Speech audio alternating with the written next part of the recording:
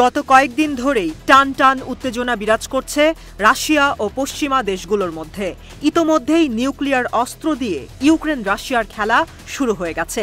দুপক্ষ এবার একেবারে দ্বারপ্রান্তে ভয়াল তৃতীয় বিশ্বযুদ্ধের।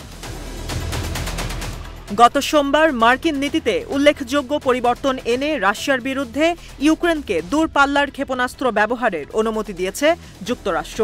ওয়াশিংটনের সবুজ সংকেত পাওয়া মাত্রই কিয়েভ থেকে রুশ ভূখণ্ডে দূরপাল্লার ট্যাকটাইল মিসাইল সিস্টেম দিয়ে আঘাত করে যুক্তরাষ্ট্রের সেনাবাহিনী। রাশিয়ার অভ্যন্তরে ইউক্রেনের আঘাত এত সহজে মেনে নেওয়ার পাত্র নন রুশ প্রেসিডেন্ট ভ্লাদিমির পুতিন। ইউক্রেন ও এর মিত্ররা হয়তো এখনও আন্দাজ করতে পারছে না কোন সাপের লেজে পা দিয়েছে তারা। পশ্চিমাদের পুতিন সম্পর্কে ধারণা কম থাকলেও তিনি কিন্তু আগেই টের পেয়েছেন ইউক্রেন এমন কিছুই করতে যাচ্ছে। তাই কিয়েভে পরমাণু হামলা চালাতে আগেভাগেই নিজের রাস্তাটা পরিষ্কার করে ফেলেছেন সাবেক এই কেজিবি প্রধান। মঙ্গলবার নিজ দেশে নতুন ডিক্রি জারি করে ইউক্রেনে পারমাণবিক হামলার বৈধতা নিয়ে নিয়েছেন পুতিন। ক্রেমলিন মুখপাত্র দিমিত্রি পেসকভের বরাত দিয়ে বিষয়টি নিশ্চিত করেছে রুশ সংবাদ মাধ্যম আরটি।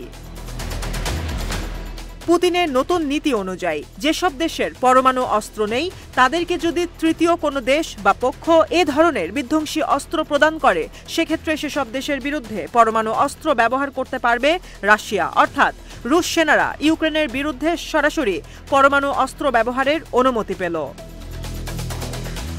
এক ব্রিফিংয়ে পেসকভ বলেন, পরমাণু অস্ত্র নেই এমন কোনো আগ্রাসী দেশের সঙ্গে পরমাণু অস্ত্র সমৃদ্ধ কোনো দেশ যদি জোটবদ্ধ হয় তাহলে তা আর একক নয়, বরং যৌথ হামলায় পরিণত হয়। আর এমন পরিস্থিতিতে নিজেদের নীতি অক্ষুণ্ণ রাখতে যে পদক্ষেপ নেওয়া উচিত সেটিই নিয়েছি।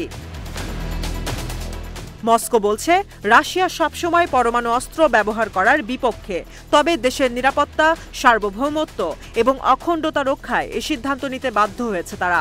অনেক রাজনীতি বিশ্লেষকদের মতে জো বাইডেনের অনুমতির প্রতিক্রিয়া হিসেবে নতুন এই ডিক্রি জারি করেছেন পুতিন। ক্রেমলিনের সংবাদ সম্মেলনে পেসকভও এমন ইঙ্গিতই দিয়েছেন।